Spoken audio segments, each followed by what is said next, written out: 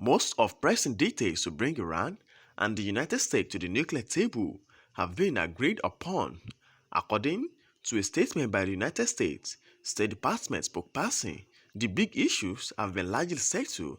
Price told reporters that, including sanction relief, the United States provided to Iran under the Joint Comprehensive Plan of Action, and the course Iran is to assert on its nuclear program, said Price. He also said the United States had received the Iranian response to EU Foreign Policy Chief Joseph Borrell's draft text and remain in consultation with the European Union and European Union nations on the way ahead.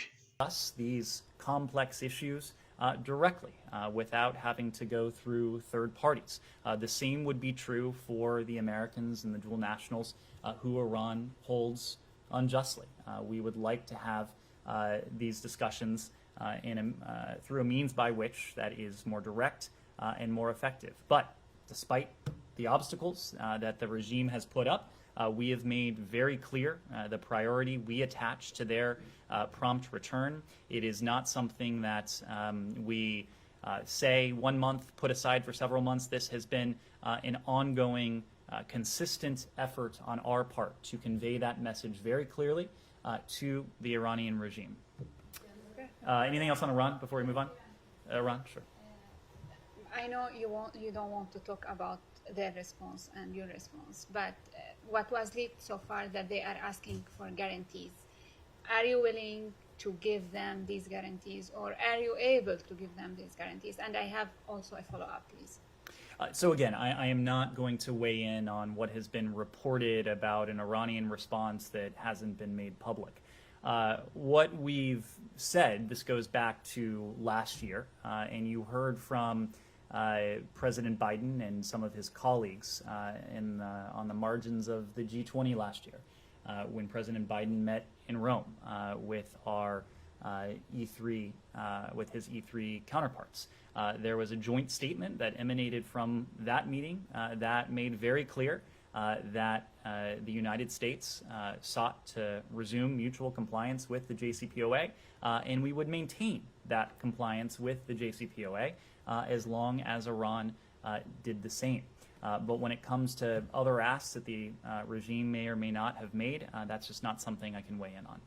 My second question, you said that you've been saying this for a long time, that you believe that deal is the best way to prevent Iran from having a nuclear weapon. We're not there, and we've been in this situation for 2 years now. Is the current status quo more beneficial for the U.S. than enforcing your sanctions? Sorry, repeat the last part. Is the current status quo that we are here, we are in a status quo now, is it more beneficial for the U.S. than enforcing your sanctions, since you're not able to revive the deal? Well, 2 successive administrations now, to count ours as well, has enforced and levied sanctions against Iran. Unfortunately, during that time, Iran's breakout time has only grown shorter and shorter. So if the option were between the status quo and the status quo.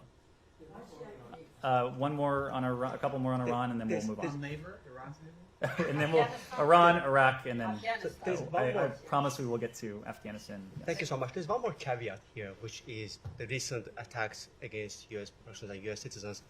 Since the ball is on your court, and not to dive into hypotheticals, but if the investigations indeed prove that Iran was behind recent attacks against Russia or Ahmadinejad and others, will that impact your response to recently? There are ongoing investigations in certain cases, but there are some things that we already know. And the fundamental fact, what we have known, what we have always been clear-eyed about, is that Iran is a malign influence. Iran has malign influence in the region, and Iran's malign influence in some ways extends well beyond the region.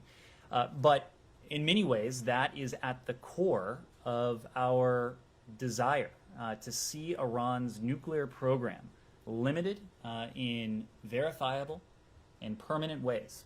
Again, Iran would act with far greater impunity, would feel the ability, I should say, to act with far greater impunity if it had what it could conceive as the shield of a nuclear weapons program.